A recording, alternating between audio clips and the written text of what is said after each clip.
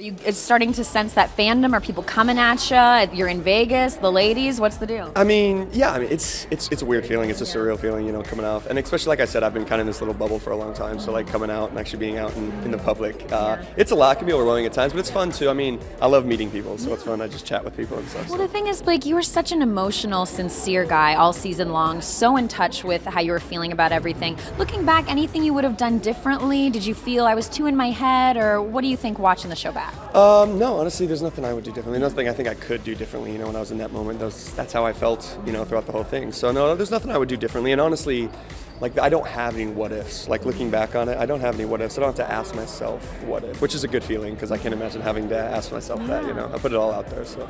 Are you over Becca now? Have you spoken to her at all since after the final rose?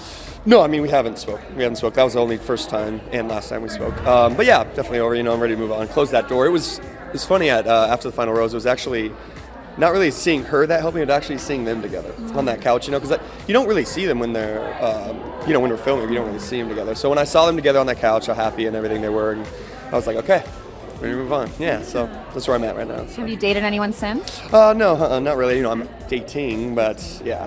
But I don't All right, there was a rumor about another Bachelorette gal, Christina Schulman. Mm-hmm. Yeah, I heard that rumor too. Did you date her? No, we are just friends. We're just friends. Well, I also want to ask about you being the Bachelor because so many people wanted it so badly, and you posted on Instagram saying that you wouldn't change for the show. What did that mean? Honestly, so it was more so a lot of my fans were upset that I wasn't campaigning. I wasn't out there campaigning, doing interviews and that kind of thing, and that just wasn't me. That's not who I am. So it was actually more for my fans just to tell them, like, you wanted me to be a certain person when I was the Bachelor, and I wasn't going to change that to become the Bachelor. That's kind of what I was saying. So, I wasn't out there campaigning. I was just being myself and, laying low, if you will. And then if it happened, it happened. A lot of the other guys did, and then, Colton didn't.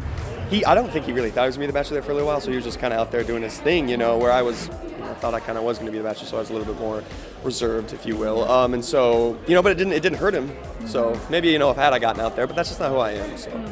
When you say you thought you were going to be the Bachelor, a lot of people did, including me for a while.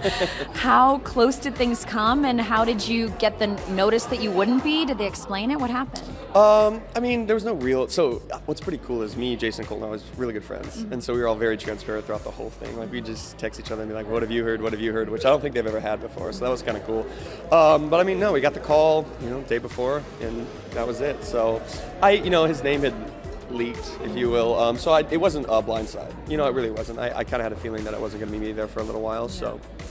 The day before, though, that's pretty short. Were your bags packed? Was that difficult? No, bags weren't packed or anything like that. But yeah, it was weird getting the call, and I could just hear it in the voice right away. I was like, yeah, okay, it's not me, but. I have to say, though, disappointing? To a degree. I really do believe in this process. I'll defend it to my last breath. I do think you can find your person through that. But I don't know. There's some good things to come. Still some fun opportunities, and doing things like this is fun. Would you go on Paradise, Winter Games, any of those other shows? Yeah, I think I would. If I'm still single come that time, and if I'm in a good place in my life, I'd definitely consider Paradise. Absolutely. I think Paradise is incredibly successful. To be honest, there's a lot of couples that come out of that. And do you still feel ready to get married? Yeah, absolutely. I'm still out there looking for my wife. Absolutely. Well, why do you think Colton was the choice in the end? I don't really know what the producers, what their mindset was or what they were really looking for.